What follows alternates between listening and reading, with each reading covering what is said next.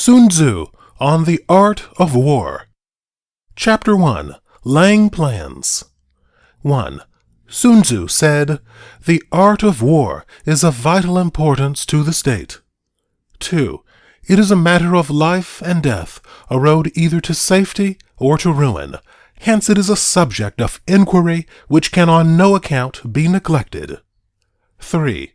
The art of war, then, is governed by 5 constant factors to be taken into account in one's deliberations when seeking to determine the conditions obtaining in the field. 4. These are 1. The moral law, 2. Heaven, 3. Earth, 4. The commander, 5. Method and discipline. 5 and 6.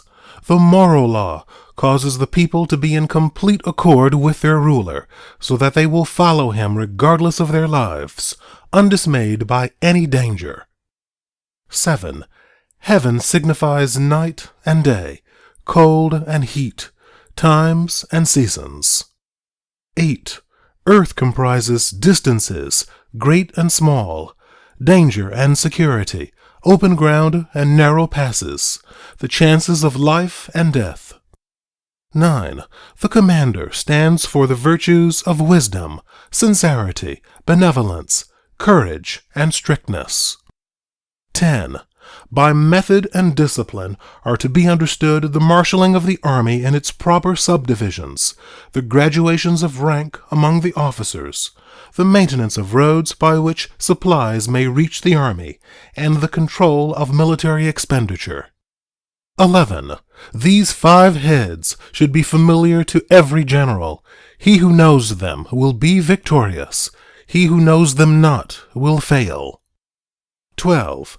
Therefore, in your deliberations, when seeking to determine the military conditions, let them be made the basis of a comparison in this wise. 13. 1. Which of the 2 sovereigns is imbued with the moral law? 2. Which of the 2 generals has the most ability? 3. With whom lie the advantages derived from heaven and earth? 4. On which side is discipline most rigorously enforced? 5. Which army is stronger? 6. On which side are officers and men more highly trained? 7. In which army is there the greater constancy, both in reward and punishment? 14. By means of these 7 considerations, I can forecast victory or defeat. 15. The general that hearkens to my counsel and acts upon it will conquer. Let such a one be retained in command. The general that hearkens not to my counsel, nor acts upon it, will suffer defeat. Let such a one be dismissed. 16. While heeding the profit of my counsel, avail yourself also of any helpful circumstances over and beyond the ordinary rules. 17.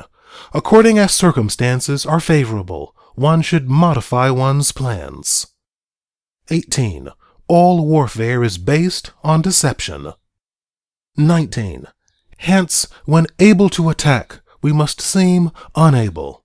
When using our forces, we must seem inactive. When we are near, we must make the enemy believe we are far away. When far away, we must make him believe we are near. 20. Hold out baits to entice the enemy, feign disorder, and crush him. 21. If he is secure at all points, be prepared for him. If he is in superior strength, evade him. 22. If your opponent is of choleric temper, seek to irritate him.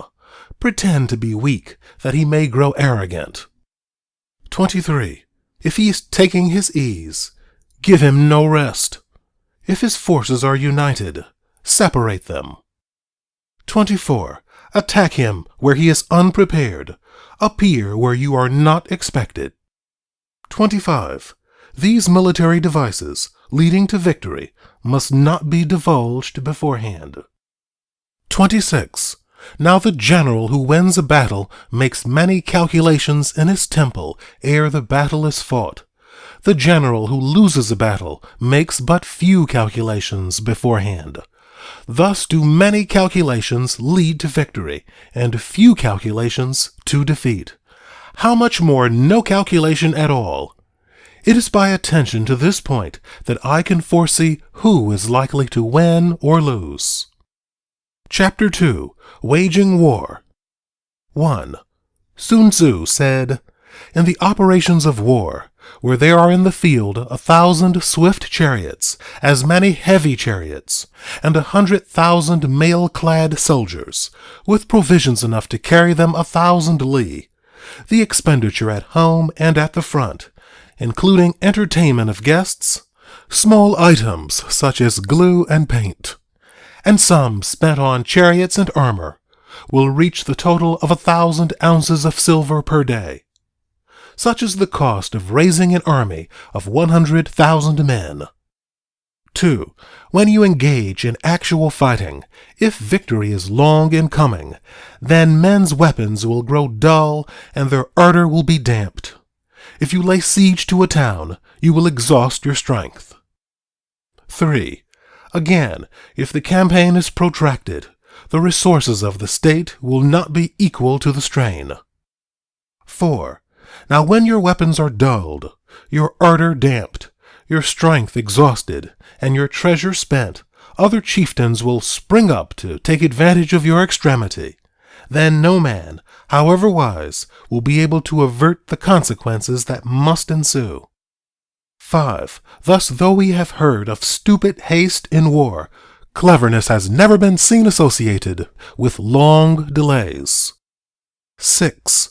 There is no instance of a country having benefited from prolonged warfare. 7. It is only one who is thoroughly acquainted with the evils of war that can thoroughly understand the profitable way of carrying it on. 8. The skillful soldier does not raise a second levy. Neither are his supply wagons loaded more than twice. 9. Bring war material with you from home, but forage on the enemy. Thus the army will have food enough for its needs. 10. Poverty of the state exchequer causes an army to be maintained by contributions from a distance. Contributing to maintain an army at a distance causes the people to be impoverished. 11. On the other hand, the proximity of an army causes prices to go up, and high prices cause the people's substance to be drained away. 12. When their substance is drained away, the peasantry will be afflicted by heavy exactions. 13 and 14.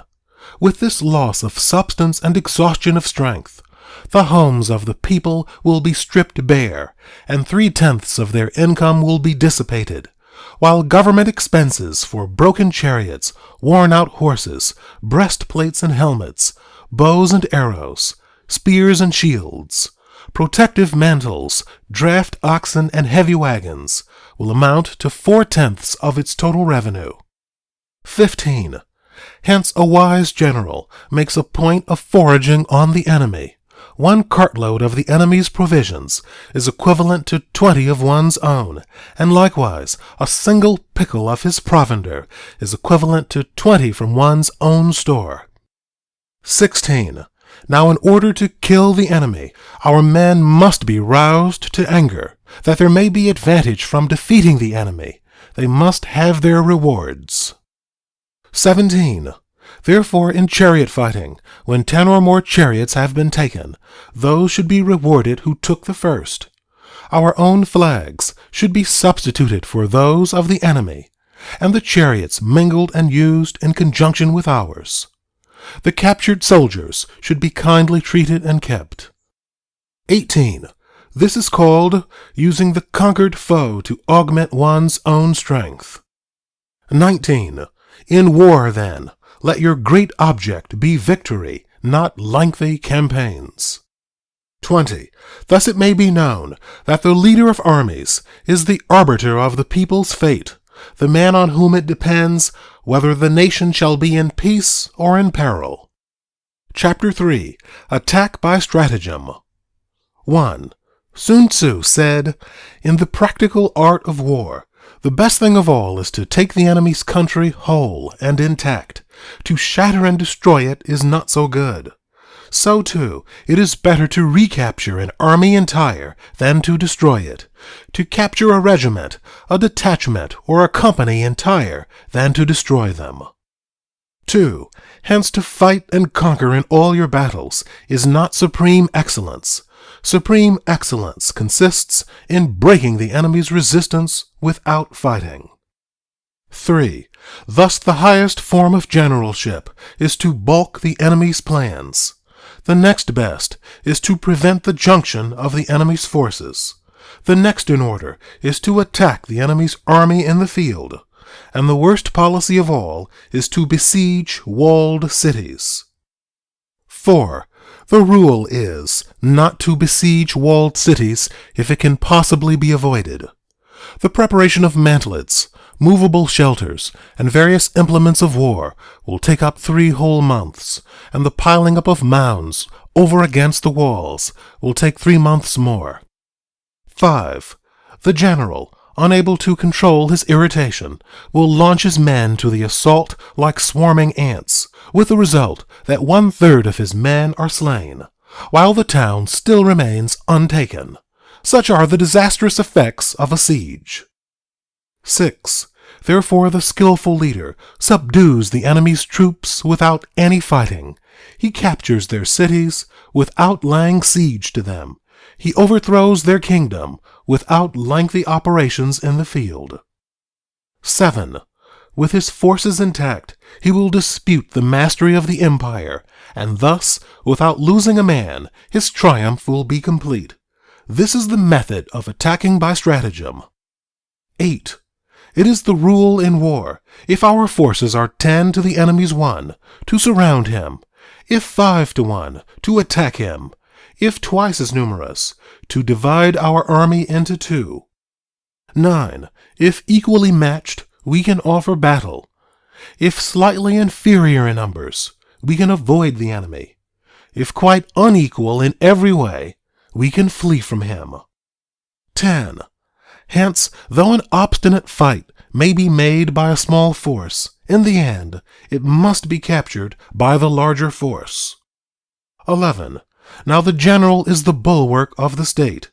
If the bulwark is complete at all points, the state will be strong. If the bulwark is defective, the state will be weak. 12. There are 3 ways in which a ruler can bring misfortune upon his army. 13. 1. By commanding the army to advance or to retreat, being ignorant of the fact that it cannot obey. This is called hobbling the army. 14. 2. By attempting to govern an army in the same way as he administers a kingdom, being ignorant of the conditions which obtain in an army. This causes restlessness in the soldiers' minds.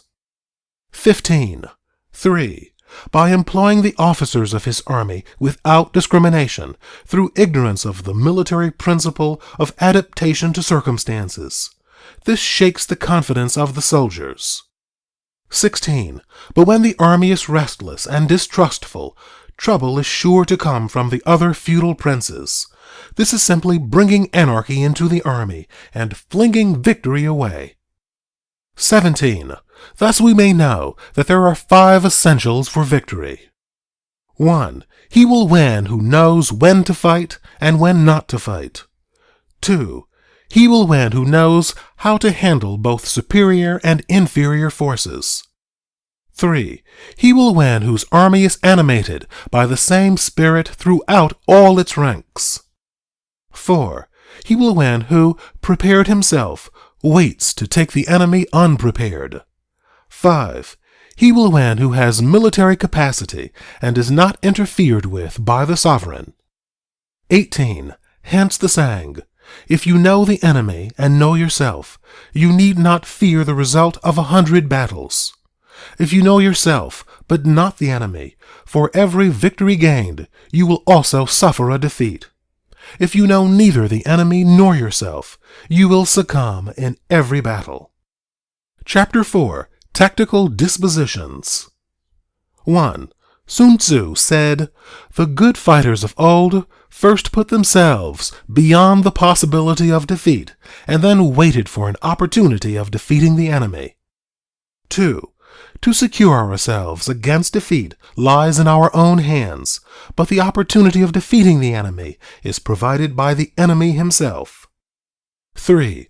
Thus the good fighter is able to secure himself against defeat, but cannot make certain of defeating the enemy. 4. Hence the saying, one may know how to conquer without being able to do it. 5. Security against defeat implies defensive tactics. Ability to defeat the enemy means taking the offensive. 6. Standing on the defensive indicates insufficient strength. Attacking, a superabundance of strength. 7. The general who is skilled in defense hides in the most secret recesses of the earth. He who is skilled in attack flashes forth from the topmost heights of heaven. Thus, on the one hand, we have the ability to protect ourselves. On the other, a victory that is complete. 8. To see victory only when it is within the ken of the common herd is not the acme of excellence. 9. Neither is it the acme of excellence if you fight and conquer, and the whole empire says, "Well done." 10. To lift an autumn hair is no sign of great strength. To see the sun and moon is no sign of sharp sight. To hear the noise of thunder is no sign of a quick ear. 11. What the ancients called a clever fighter is one who not only wins, but excels in winning with ease. 12. Hence his victories bring him neither reputation for wisdom nor credit for courage. 13. He wins his battles by making no mistakes. Making no mistakes is what establishes the certainty of victory, for it means conquering an enemy that is already defeated. 14. Hence the skillful fighter puts himself into a position which makes defeat impossible and does not miss the moment for defeating the enemy. 15. Thus it is that in war, the victorious strategist only seeks battle after the victory has been won, whereas he who is destined to defeat first fights and afterwards looks for victory. 16. The consummate leader cultivates the moral law and strictly adheres to method and discipline. Thus it is in his power to control success. 17. In respect of military method, we have, firstly, measurement, secondly, estimation of quantity, thirdly, calculation, fourthly, balancing of chances, fifthly, victory. 18. Measurement owes its existence to earth, estimation of quantity to measurement, calculation to estimation of quantity, balancing of chances to calculation, and victory to balancing of chances. 19. A victorious army opposed to a routed one is as a pound's weight placed in the scale against a single grain. 20. The onrush of a conquering foe is like the bursting of pent-up waters into a chasm 1,000 fathoms deep. Chapter 5. Energy. 1. Sun Tzu said, "The control of a large force is the same principle as the control of a few men. It is merely a question of dividing up their numbers." 2. Fighting with a large army under your command is nowise different from fighting with a small one. It is merely a question of instituting signs and signals. 3. To ensure that your whole host may withstand the brunt of the enemy's attack and remain unshaken, this is effected by maneuvers direct and indirect. 4. That the impact of your army may be like a grindstone dashed against an egg, this is effected by the science of weak points and strong. 5. In all fighting, the direct method may be used for joining battle, but indirect methods will be needed in order to secure victory. 6. Indirect tactics, efficiently applied, are inexhaustible as heaven and earth, unending as the flow of rivers and streams. Like the sun and moon, they end but to begin anew. Like the 4 seasons, they pass away to return once more. 7. There are not more than 5 musical notes, yet the combinations of these 5 give rise to more melodies than can ever be heard. 8. There are not more than 5 primary colors, blue, yellow, red, white, and black, yet in combination they produce more hues than can ever be seen. 9. There are not more than 5 cardinal tastes, sour, acrid, salt, sweet, bitter, yet combinations of them yield more flavors than can ever be tasted. 10. In battle, there are not more than 2 methods of attack, the direct and the indirect, yet these 2 in combination give rise to an endless series of maneuvers. 11. The direct and the indirect lead on to each other in turn. It is like moving in a circle. You never come to an end. Who can exhaust the possibilities of their combination? 12. The onset of troops is like the rush of a torrent, which will even roll stones along in its course. 13. The quality of decision is like the well-timed swoop of a falcon, which enables it to strike and destroy its victim. 14. Therefore the good fighter will be terrible in his onset, and prompt in his decision. 15. Energy may be likened to the bending of a crossbow, decision to the releasing of a trigger. 16. Amid the turmoil and tumult of battle, there may be seeming disorder, and yet no real disorder at all. Amid confusion and chaos, your array may be without head or tail, yet it will be proof against defeat. 17. Simulated disorder postulates perfect discipline. Simulated fear postulates courage. Simulated weakness postulates strength. 18. Hiding order beneath the cloak of disorder is simply a question of subdivision. Concealing courage under a show of timidity presupposes a fund of latent energy. Masking strength with weakness is to be effected by tactical dispositions. 19. Thus one who is skillful at keeping the enemy on the move maintains deceitful appearances, according to which the enemy will act. He sacrifices something that the enemy may snatch at it. 20. By holding out baits, he keeps him on the march. Then with a body of picked men, he lies in wait for him. 21. The clever combatant looks to the effect of combined energy and does not require too much from individuals. Hence his ability to pick out the right man and utilize combined energy. 22. When he utilizes combined energy, his fighting men become, as it were, like unto rolling logs or stones. For it is the nature of a log or stone to remain motionless on level ground, and to move when on a slope, if four-cornered, to come to a standstill, but if round-shaped, to go rolling down. 23. Thus the energy developed by good fighting men is as the momentum of a round stone rolled down a mountain thousands of feet in height. So much on the subject of energy. Chapter 6. Weak Points and Strong. 1. Sun Tzu said, "Whoever is first in the field and awaits the coming of the enemy will be fresh for the fight. Whoever is second in the field and has to hasten to battle will arrive exhausted." 2. Therefore the clever combatant imposes his will on the enemy, but does not allow the enemy's will to be imposed on him. 3. By holding out advantages to him, he can cause the enemy to approach of his own accord, or by inflicting damage, he can make it impossible for the enemy to draw near. 4. If the enemy is taking his ease, he can harass him. If well supplied with food, he can starve him out. If quietly encamped, he can force him to move. 5. Appear at points which the enemy must hasten to defend. March swiftly to places where you are not expected. 6. An army may march great distances without distress if it marches through country where the enemy is not. 7.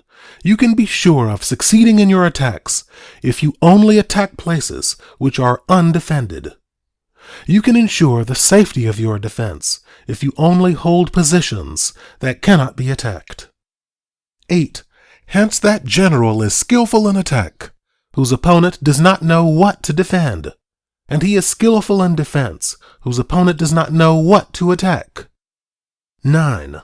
O divine art of subtlety and secrecy, through you we learn to be invisible, through you inaudible, and hence we can hold the enemy's fate in our hands. 10. You may advance and be absolutely irresistible if you make for the enemy's weak points. You may retire and be safe from pursuit if your movements are more rapid than those of the enemy. 11. If we wish to fight, the enemy can be forced to an engagement even though he be sheltered behind a high rampart and a deep ditch. All we need do is attack some other place that he will be obliged to relieve. 12.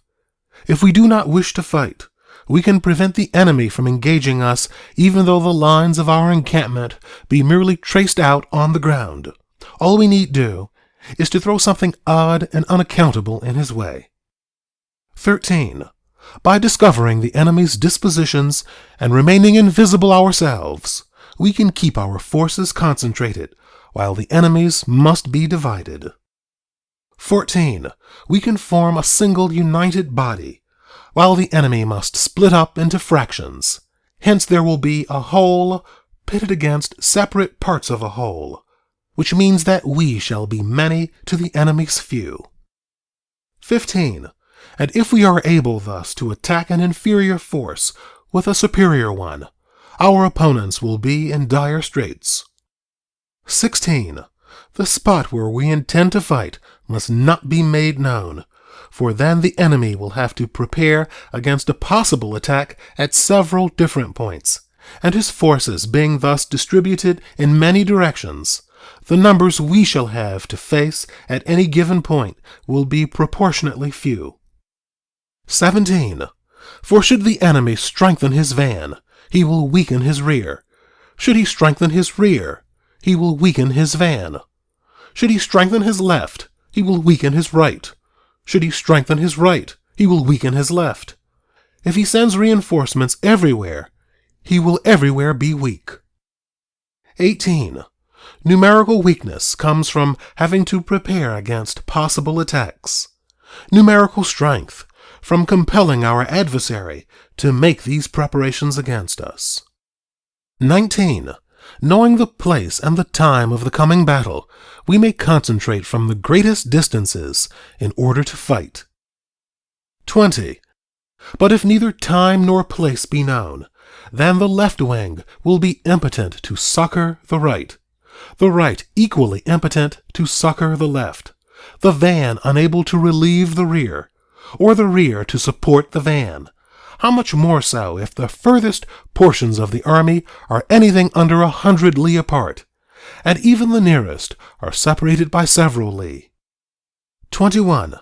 Though according to my estimate, the soldiers of Yua exceed our own in number, that shall advantage them nothing in the matter of victory.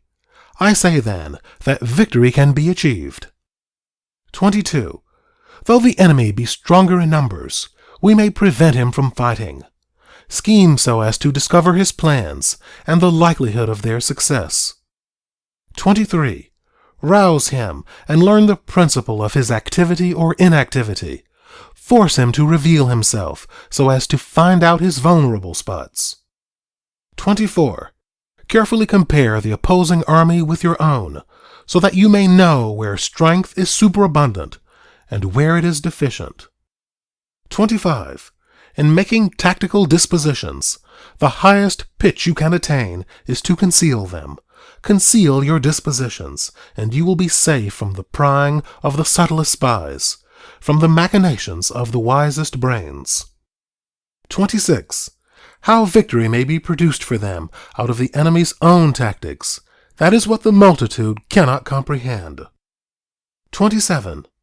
All men can see the tactics whereby I conquer, but what none can see is the strategy out of which victory is evolved. 28. Do not repeat the tactics which have gained you one victory, but let your methods be regulated by the infinite variety of circumstances. 29. Military tactics are like unto water, for water in its natural course runs away from high places and hastens downwards. 30. So in war, the way is to avoid what is strong and to strike at what is weak. 31. Water shapes its course according to the nature of the ground over which it flows. The soldier works out his victory in relation to the foe whom he is facing. 32. Therefore, just as water retains no constant shape, so in warfare there are no constant conditions. 33. He who can modify his tactics in relation to his opponent and thereby succeed in winning may be called a heaven-born captain. 34. The five elements, water, fire, wood, metal, earth, are not always equally predominant. The four seasons make way for each other in turn. There are short days and long. The moon has its periods of waning and waxing. Chapter 7. Maneuvering. 1.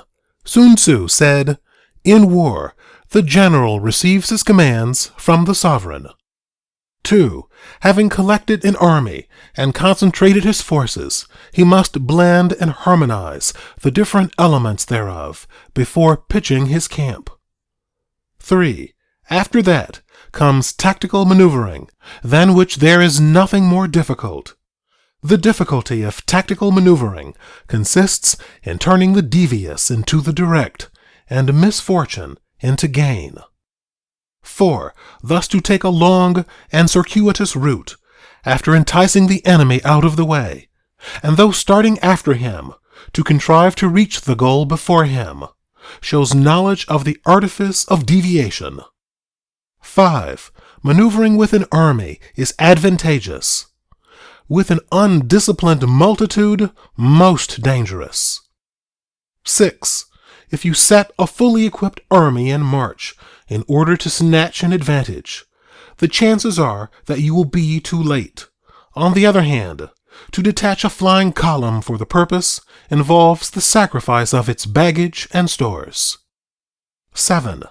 Thus if you order your men to roll up their buff coats and make forced marches without halting day or night, covering double the usual distance at a stretch, doing 100 li in order to wrest an advantage, the leaders of all your 3 divisions will fall into the hands of the enemy.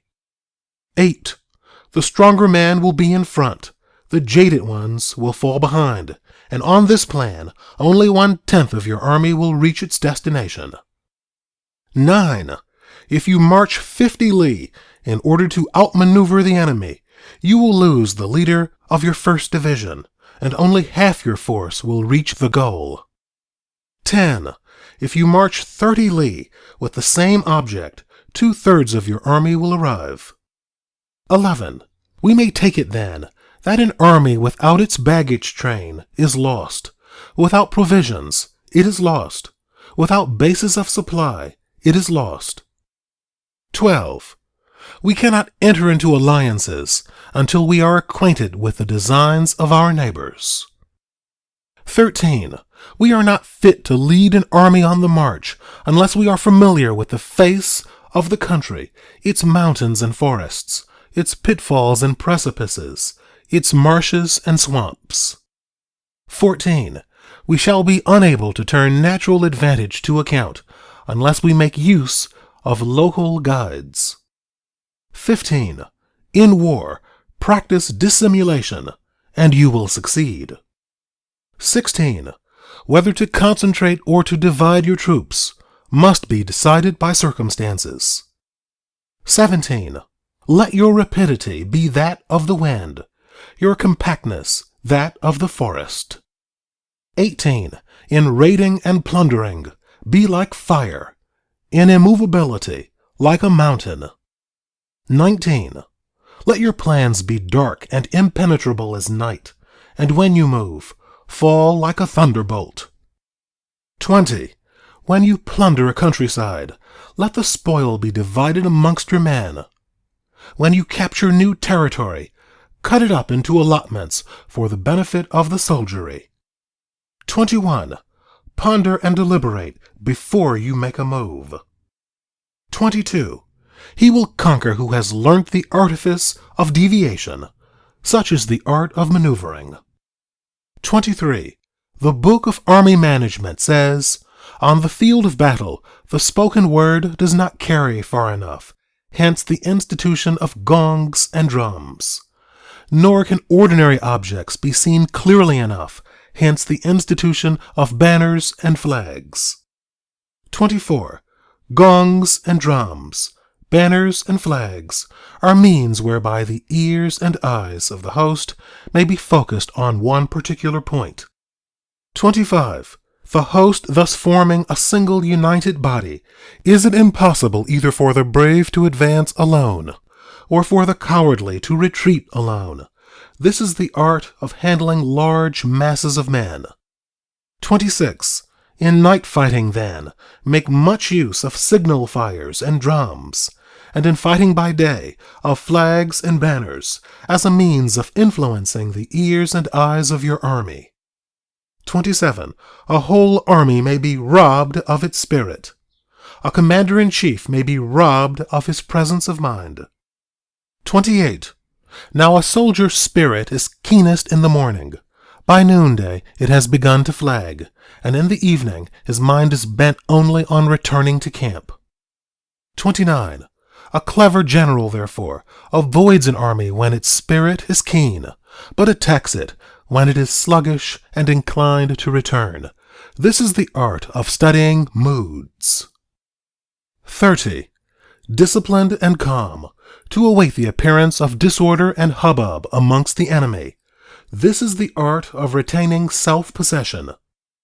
31. To be near the goal while the enemy is still far from it. To wait at ease while the enemy is toiling and struggling. To be well fed while the enemy is famished. This is the art of husbanding one's strength. 32.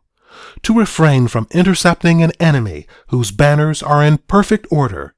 To refrain from attacking an army drawn up in calm and confident array.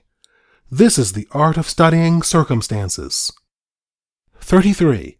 It is a military axiom not to advance uphill against the enemy, nor to oppose him when he comes downhill. 34. Do not pursue an enemy who simulates flight. Do not attack soldiers whose temper is keen. 35. Do not swallow bait offered by the enemy. Do not interfere with an army that is returning home. 36. When you surround an army, leave an outlet free. Do not press a desperate foe too hard. 37. Such is the art of warfare. Chapter 8. Variation in Tactics. 1. Sun Tzu said, "In war, the general receives his commands from the sovereign, collects his army, and concentrates his forces." 2. When in difficult country, do not encamp. In country where high roads intersect, join hands with your allies. Do not linger in dangerously isolated positions. In hemmed-in situations, you must resort to stratagem. In desperate position, you must fight. 3. There are roads which must not be followed. Armies which must be not attacked. Towns which must not be besieged. Positions which must not be contested. Commands of the sovereign which must not be obeyed. 4. The general who thoroughly understands the advantages that accompany variation of tactics knows how to handle his troops. 5. The general who does not understand these may be well acquainted with the configuration of the country, yet he will not be able to turn his knowledge to practical account. 6. So the student of war, who is unversed in the art of war of varying his plans, even though he be acquainted with the 5 advantages, will fail to make the best use of his men. 7. Hence, in the wise leader's plans, considerations of advantage and of disadvantage will be blended together. 8. If our expectation of advantage be tempered in this way, we may succeed in accomplishing the essential part of our schemes. 9. If, on the other hand, in the midst of difficulties, we are always ready to seize an advantage, we may extricate ourselves from misfortune. 10. Reduce the hostile chiefs by inflicting damage on them, and make trouble for them, and keep them constantly engaged. Hold out specious allurements, and make them rush to any given point. 11. The art of war teaches us to rely not on the likelihood of the enemy's not coming, but on our own readiness to receive him, not on the chance of his not attacking, but rather on the fact that we have made our position unassailable. 12. There are 5 dangerous faults which may affect a general. 1. Recklessness, which leads to destruction. 2. Cowardice, which leads to capture. 3. A hasty temper, which can be provoked by insults. 4. A delicacy of honor, which is sensitive to shame.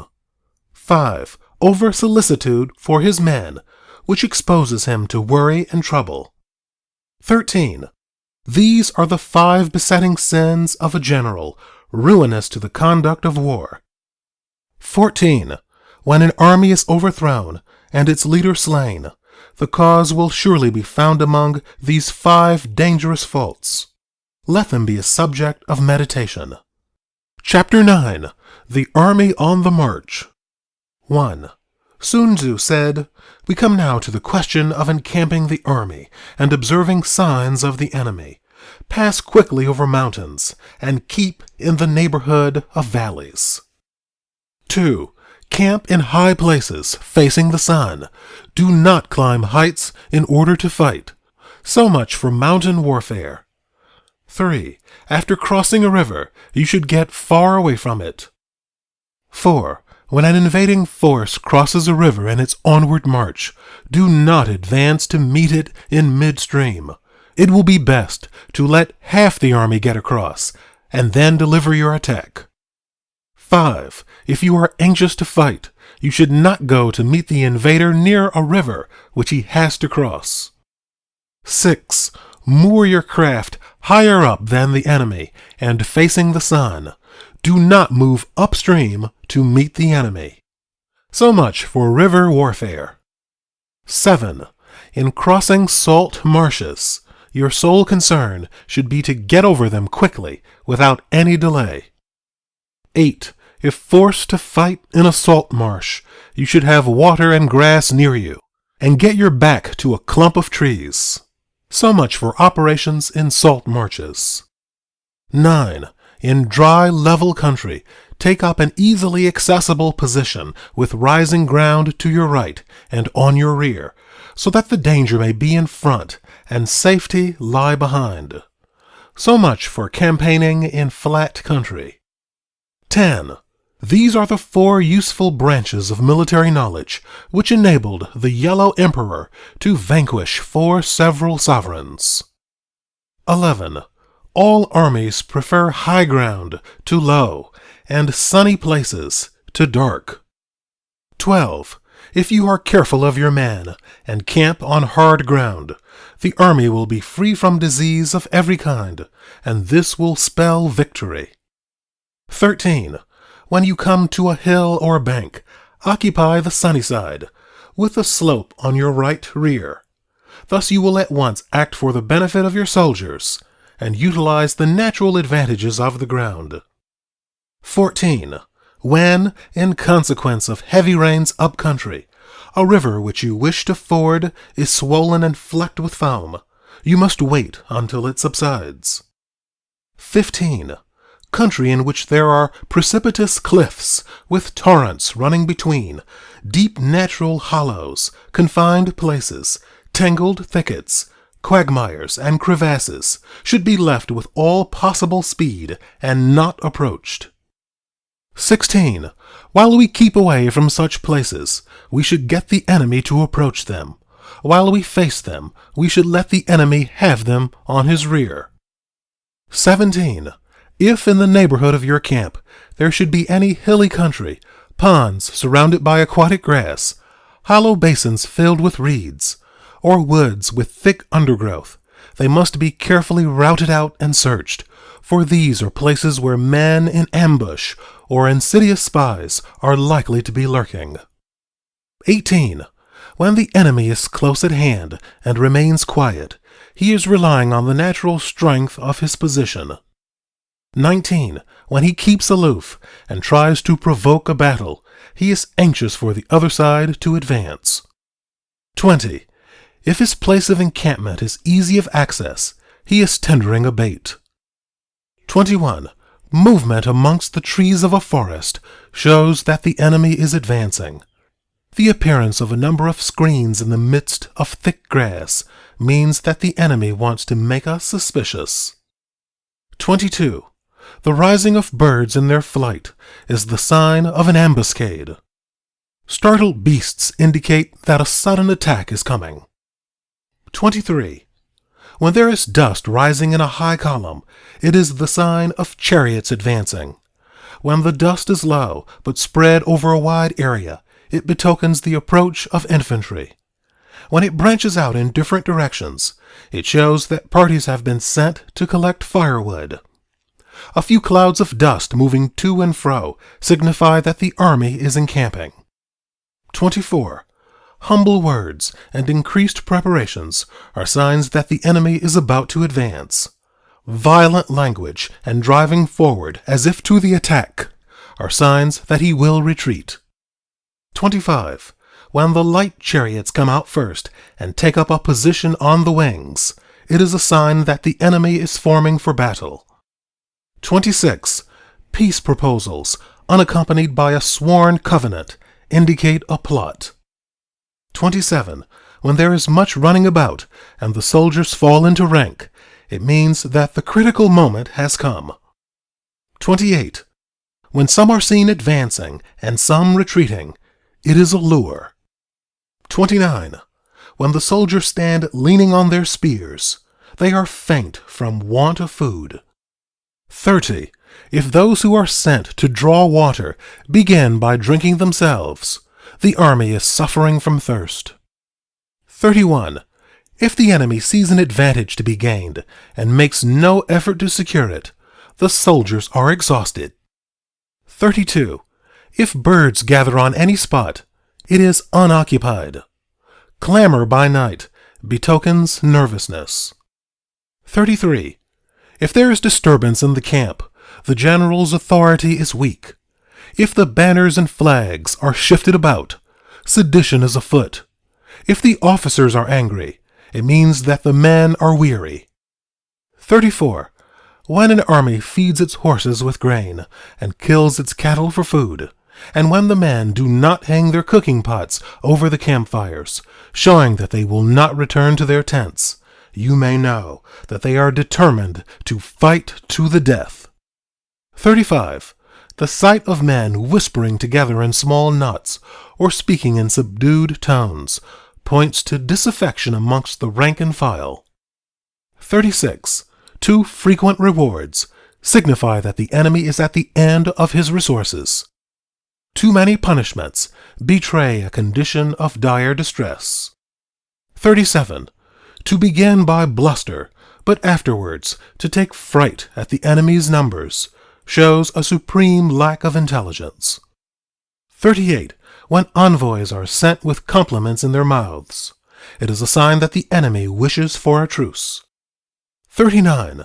If the enemy's troops march up angrily and remain facing ours for a long time without either joining battle or taking themselves off again, the situation is one that demands great vigilance and circumspection.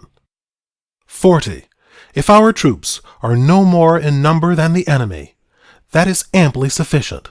It only means that no direct attack can be made. What we can do is simply to concentrate all our available strength, keep a close watch on the enemy, and obtain reinforcements. 41. He who exercises no forethought, but makes light of his opponents, is sure to be captured by them. 42.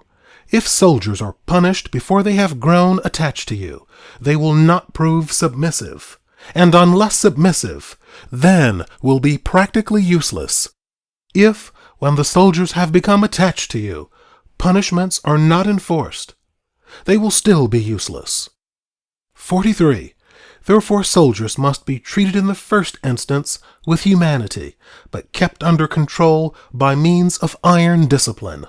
This is a certain road to victory. 44. If in training soldiers, commands are habitually enforced, the army will be well disciplined. If not, its discipline will be bad. 45. If a general shows confidence in his men, but always insists on his orders being obeyed, the gain will be mutual. Chapter 10. Terrain. 1. Sun Tzu said, "We may distinguish 6 kinds of terrain, to wit, 1. Accessible ground, 2. Entangling ground, 3. Temporizing ground, 4. Narrow passes, 5. Precipitous heights, 6. Positions at a great distance from the enemy. 2. Ground which can be freely traversed by both sides is called accessible.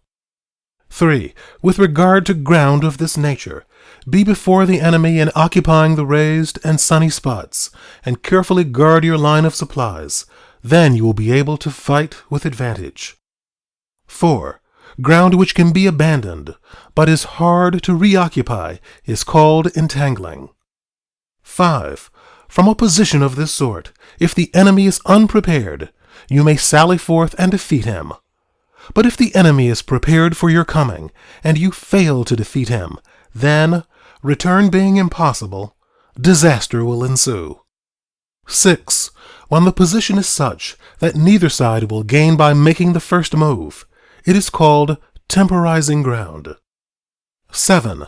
In a position of this sort, even though the enemy should offer us an attractive bait, it will be advisable not to stir forth, but rather to retreat, thus enticing the enemy in his turn. Then, when part of his army has come out, we may deliver our attack with advantage. 8. With regard to narrow passes, if you can occupy them first, let them be strongly garrisoned and await the advent of the enemy. 9. Should the army forestall you in occupying a pass, do not go after him if the pass is fully garrisoned, but only if it is weakly garrisoned. 10. With regard to precipitous heights, if you are beforehand with your adversary, you should occupy the raised and sunny spots, and there wait for him to come up. 11. If the enemy has occupied them before you, do not follow him, but retreat and try to entice him away. 12. If you are situated at a great distance from the enemy, and the strength of the 2 armies is equal, it is not easy to provoke a battle, and fighting will be to your disadvantage. 13. These 6 are the principles connected with earth. The general who has attained a responsible post must be careful to study them. 14. Now an army is exposed to 6 several calamities, not arising from natural causes, but from faults for which the general is responsible. These are 1. Flight, 2. Insubordination, 3. Collapse, 4. Ruin, 5. Disorganization, 6. Rout. 15. Other conditions being equal, if one force is hurled against another 10 times its size, the result will be the flight of the former. 16. When the common soldiers are too strong, and their officers too weak, the result is insubordination. When the officers are too strong, and the common soldiers too weak, the result is collapse. 17. When the higher officers are angry and insubordinate, and on meeting the enemy give battle on their own account from a feeling of resentment, before the commander-in-chief can tell whether or not he is in a position to fight, The result is ruin. 18. When the general is weak and without authority, when his orders are not clear and distinct, when there are no fixed duties assigned to officers and men, and the ranks are formed in a slovenly, haphazard manner, the result is utter disorganization. 19. When a general, unable to estimate the enemy's strength, allows an inferior force to engage a larger one, or hurls a weak detachment against a powerful one, and neglects to place picked soldiers in the front rank, the result must be rout. 20. These are 6 ways of courting defeat, which must be carefully noted by the general who has attained a responsible post. 21. The natural formation of the country is the soldier's best ally, but a power of estimating the adversary, of controlling the forces of victory, and of shrewdly calculating difficulties, dangers, and distances, constitutes the test of a great general. 22. He who knows these things, and in fighting puts his knowledge into practice, will win his battles. He who knows them not, nor practices them, will surely be defeated. 23. If fighting is sure to result in victory, then you must fight, even though the ruler forbid it. If fighting will not result in victory, then you must not fight, even at the ruler's bidding. 24. The general who advances without coveting fame and retreats without fearing disgrace, whose only thought is to protect his country and do good service for his sovereign, is the jewel of the kingdom. 25. Regard your soldiers as your children, and they will follow you into the deepest valleys. Look upon them as your own beloved sons, and they will stand by you even unto death. 26. If, however, you are indulgent, but unable to make your authority felt, kind-hearted, but unable to enforce your commands, and incapable, moreover, of quelling disorder, then your soldiers must be likened to spoiled children. They are useless for any practical purpose. 27. If we know that our own men are in a condition to attack, but are unaware that the enemy is not open to attack, we have gone only halfway towards victory. 28. If we know that the enemy is open to attack, but are unaware that our own men are not in a condition to attack, we have gone only halfway towards victory. 29. If we know that the enemy is open to attack, and also know that our men are in a condition to attack, but are unaware that the nature of the ground makes fighting impracticable, we have still gone only halfway towards victory. 30. Hence the experienced soldier, once in motion, is never bewildered. Once he has broken camp, he is never at a loss. 31. Hence the saying, if you know the enemy and know yourself, your victory will not stand in doubt. If you know heaven and know earth, you may make your victory complete. Chapter 11. The 9 Situations. 1. Sun Tzu said, the art of war recognizes 9 varieties of ground. 1. Dispersive ground. 2. Facile ground. 3. Contentious ground. 4. Open ground. 5. Ground of intersecting highways. 6. Serious ground. 7. Difficult ground. 8. Hemmed-in ground. 9. Desperate ground.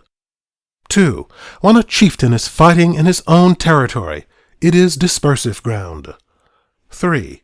When he has penetrated into hostile territory, but to no great distance, it is facile ground. 4. Ground the possession of which imports great advantage to either side, is contentious ground. 5.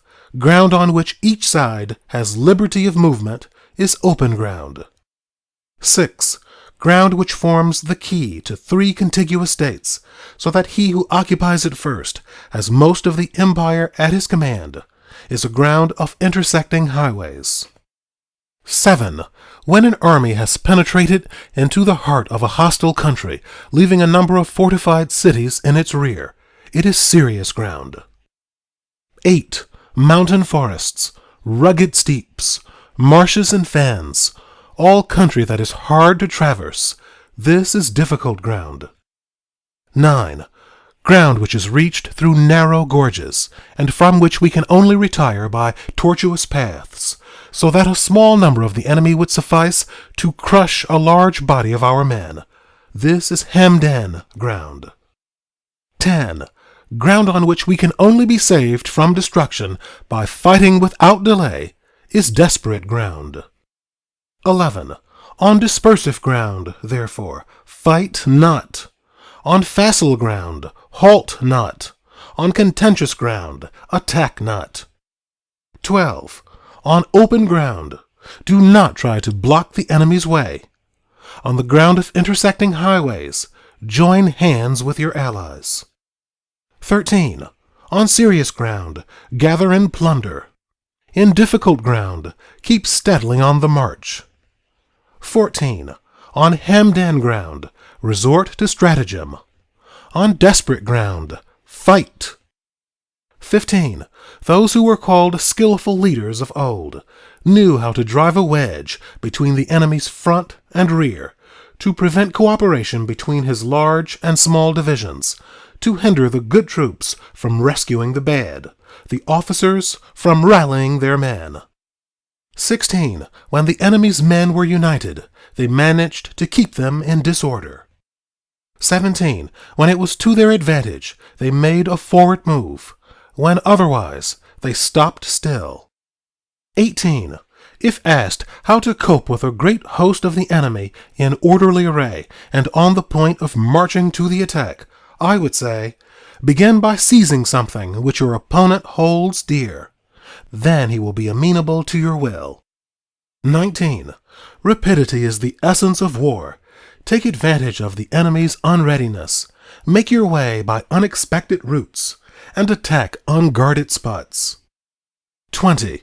The following are the principles to be observed by an invading force. The further you penetrate into a country, the greater will be the solidarity of your troops, and thus the defenders will not prevail against you. 21. Make forays in fertile country in order to supply your army with food. 22. Carefully study the well-being of your men, and do not overtax them. Concentrate your energy and hoard your strength. Keep your army continually on the move, and devise unfathomable plans. 23. Throw your soldiers into positions whence there is no escape, and they will prefer death to flight. If they will face death, there is nothing they may not achieve. Officers and men alike will put forth their uttermost strength. 24. Soldiers, when in desperate straits, lose the sense of fear.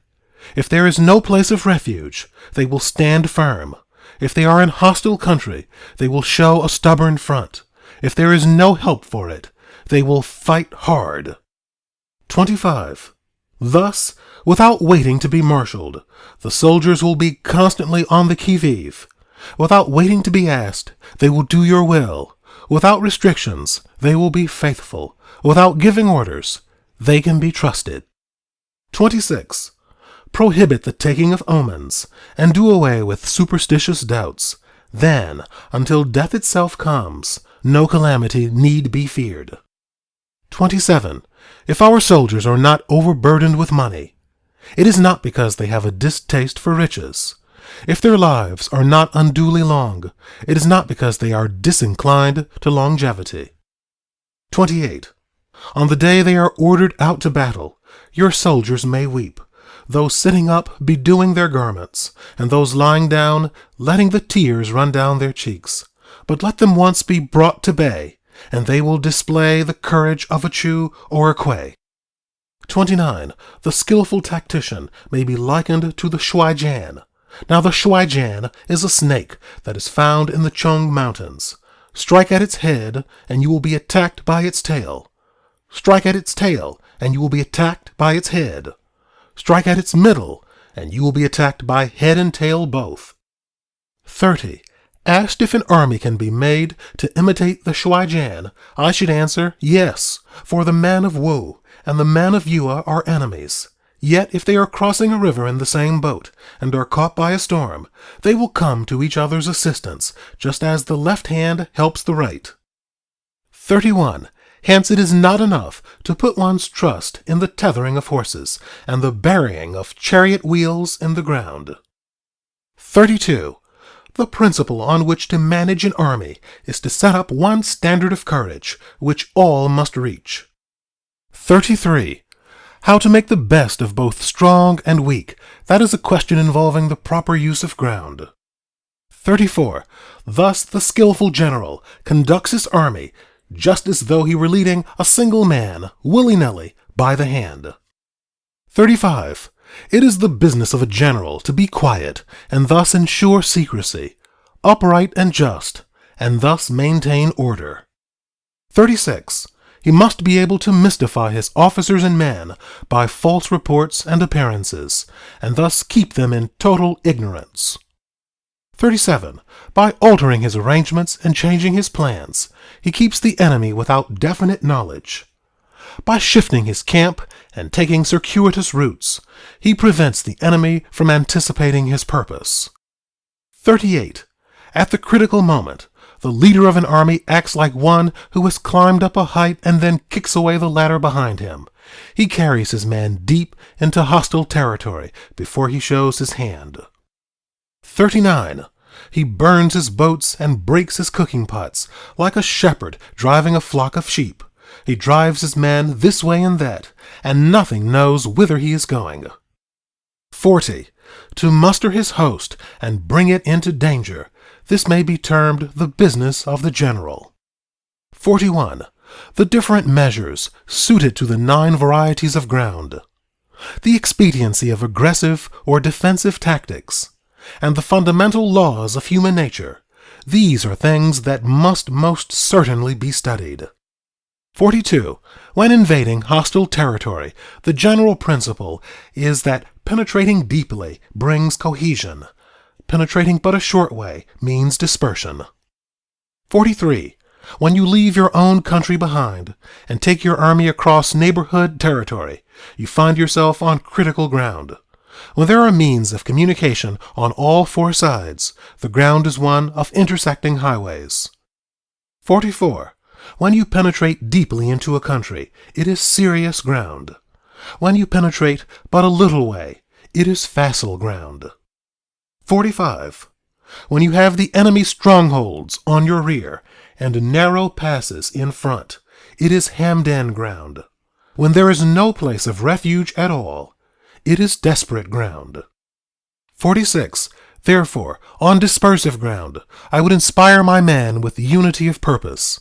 On facile ground, I would see that there is close connection between all parts of my army. 47. On contentious ground, I would hurry up my rear. 48. On open ground, I would keep a vigilant eye on my defenses. On ground of intersecting highways, I would consolidate my alliances.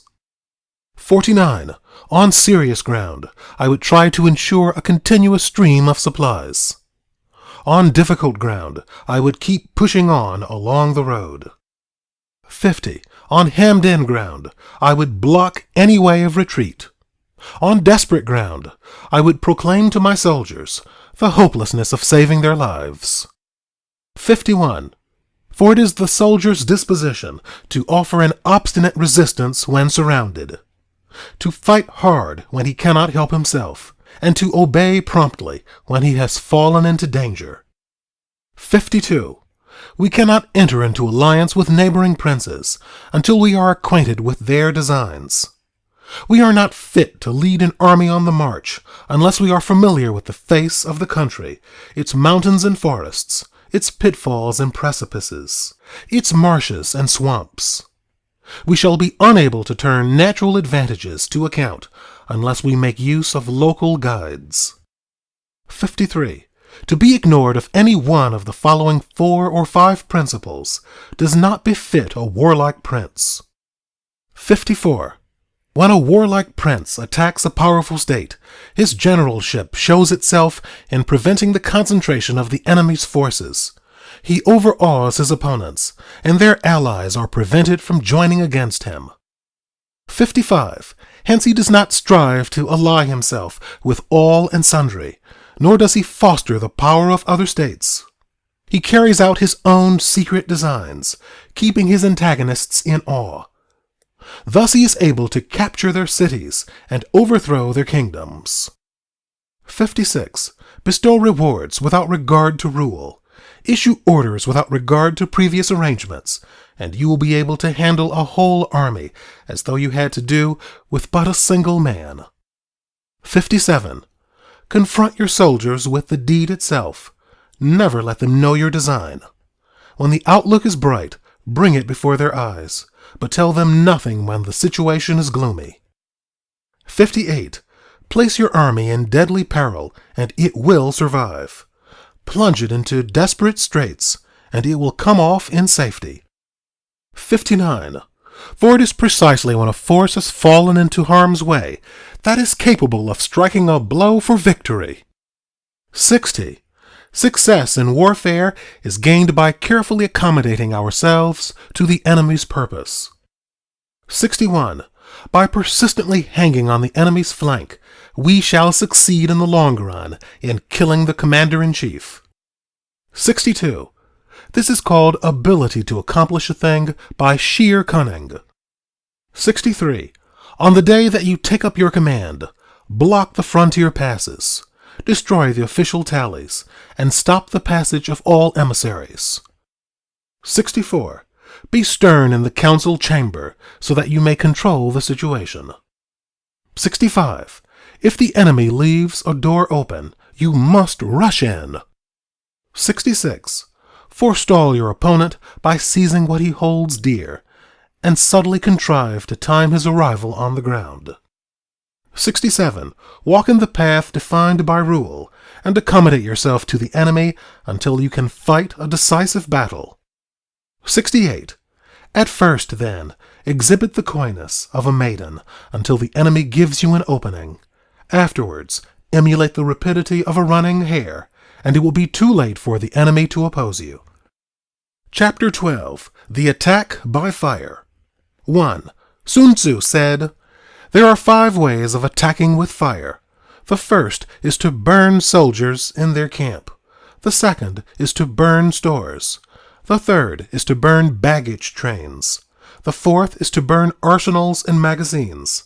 The fifth is to hurl dropping fire amongst the enemy." 2. In order to carry out an attack, we must have means available. The material for raising fire should always be kept in readiness. 3. There is a proper season for making attacks with fire, and special days for starting a conflagration. 4. The proper season is when the weather is very dry.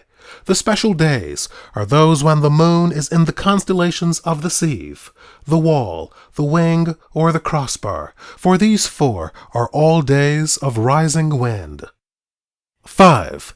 In attacking with fire, one should be prepared to meet 5 possible developments. 6. 1. When fire breaks out inside the enemy's camp, respond at once with an attack from without. 7. 2. If there is an outbreak of fire, but the enemy's soldiers remain quiet, bide your time and do not attack. 8. 3. When the force of the flames has reached its height, follow it up with an attack if that is practicable. If not, stay where you are. 9. 4. If it is possible to make an assault with fire from without, do not wait for it to break out within, but deliver your attack at a favorable moment. 10. 5. When you start a fire, be to the windward of it. Do not attack from the leeward. 11. A wind that rises in the daytime lasts long, but a night breeze soon falls. 12. In every army, the 5 developments connected with fire must be known, the movements of the stars calculated, and a watch kept for the proper days. 13. Hence those who use fire as an aid to the attack show intelligence. Those who use water as an aid to the attack gain an accession of strength. 14. By means of water, an enemy may be intercepted, but not robbed of all his belongings. 15. Unhappy is the fate of one who tries to win his battles and succeed in his attacks without cultivating the spirit of enterprise, for the result is waste of time and general stagnation. 16. Hence the saying, the enlightened ruler lays his plans well ahead. The good general cultivates his resources. 17. Move not unless you see an advantage. Use not your troops unless there is something to be gained. Fight not unless the position is critical. 18. No ruler should put his troops into the field merely to gratify his own spleen. No general should fight a battle simply out of pique. 19. If it is to your advantage, make a forward move. If not, stay where you are. 20. Anger may in time change to gladness. Vexation may be succeeded by content. 21. But a kingdom that has once been destroyed can never come again into being, nor can the dead ever be brought back to life. 22. Hence the enlightened ruler is heedful, and the good general full of caution. This is the way to keep a country at peace and an army intact. Chapter 13. The Use of Spies. 1. Sun Tzu said, raising a host of 100,000 men and marching them great distances entails heavy loss on the people and a drain on the resources of the state. The daily expenditure will amount to 1,000 ounces of silver. There will be commotion at home and abroad, and men will drop down exhausted on the highways. As many as 700,000 families will be impeded in their labor. 2. Hostile armies may face each other for years, striving for the victory which is decided in a single day. This being so, to remain in ignorance of the enemy's condition simply because one grudges the outlay of 100 ounces of silver in honors and emoluments is the height of inhumanity. 3. One who acts thus is no leader of men, no present help to his sovereign, no master of victory. 4. Thus what enables the wise sovereign and the good general to strike and conquer and achieve things beyond the reach of ordinary man is foreknowledge. 5. Now this foreknowledge cannot be elicited from spirits. It cannot be obtained inductively from experience, nor by any deductive calculation. 6. Knowledge of the enemy's dispositions can only be obtained from other men. 7. Hence the use of spies, of whom there are 5 classes. 1. Local spies. 2. Inward spies. 3. Converted spies. 4. Doomed spies. 5. Surviving spies. 8. When these 5 kinds of spy are all at work, none can discover the secret system. This is called divine manipulation of the threads. It is the sovereign's most precious faculty. 9. Having local spies means employing the services of the inhabitants of a district. 10. Having inward spies, making use of officials of the enemy. 11. Having converted spies, getting hold of the enemy spies and using them for our own purposes. 12. Having doomed spies, doing certain things openly for purposes of deception, and allowing our spies to know of them and report them to the enemy. 13. Surviving spies, finally, are those who bring back news from the enemy's camp. 14. Hence it is that which none in the whole army are more intimate relations to be maintained than with spies. None should be more liberally rewarded. In no other business should greater secrecy be preserved. 15. Spies cannot be usefully employed without a certain intuitive sagacity. 16. They cannot be properly managed without benevolence and straightforwardness. 17. Without subtle ingenuity of mind, one cannot make certain of the truth of their reports. 18. Be subtle, and use your spies for every kind of business. 19. If a secret piece of news is divulged by a spy before the time is ripe, he must be put to death, together with the man to whom the secret was told. 20. Whether the object be to crush an army, to storm a city, or to assassinate an individual, it is always necessary to begin by finding out the names of the attendants, the aides-de-camp, and doorkeepers and sentries of the general in command. Our spies must be commissioned to ascertain these. 21. The enemy spies who have come to spy on us must be sought out, tempted with bribes, led away and comfortably housed. Thus they will become converted spies and available for our service. 22. It is through the information brought by the converted spy that we are able to acquire and employ local and inward spies. 23. It is owing to his information again that we can cause the doomed spy to carry false tidings to the enemy. 24. Lastly, it is by his information that the surviving spy can be used on appointed occasions. 25. The end and aim of spying, in all its 5 varieties, is knowledge of the enemy, and this knowledge can only be derived in the first instance from the converted spy. Hence it is essential that the converted spy be treated with the utmost liberality. 26. Of old, the rise of the Yin dynasty was due to Yi Qi, who had served under the Shui. Likewise, the rise of the Zhao dynasty was due to Liu Ya, who had served under the Yin. 27. Hence it is only the enlightened ruler and the wise general who will use the highest intelligence of the army for purposes of spying, and thereby they achieve great results. Spies are a most important element in water because on them depends an army's ability to move.